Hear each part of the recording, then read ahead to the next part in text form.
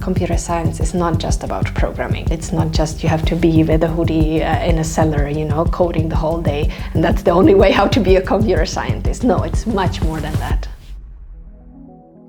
CSNOW, an organization for women at our department, organizes Schnupperstudium, which is for high school girls. For a week they come here to ETH to try how it is to study computer science.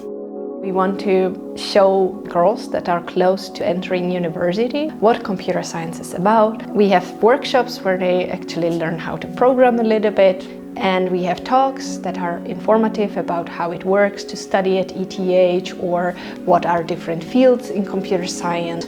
There are also interviews with the girls that study at ETH, so they can ask any question they want. Pressing questions that they don't ask maybe a more senior person, a professor, but they feel more comfortable actually asking girls that are just a few years older than they are. I'm a teaching assistant at the Schnupperstudium this year, and I fondly remember participating in it myself as a high school student. It was a vital reason for me to decide to study computer science later down the road, and I think for many of us it was our first time programming and participating in a hackathon and getting kind of experience being on ETH campus around other computer science students.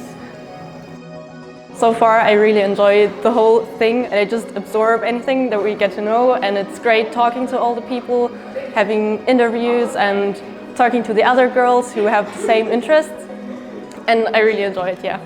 It's super inspiring and motivating to see so many girls kind of hungry for knowledge, hungry for information, and for me it's really important to get more women into computer science. This is a topic that's for me personally very important. That's also why I am part of CSNOW and why I'm organizing Schnupperstudium and other events, of course.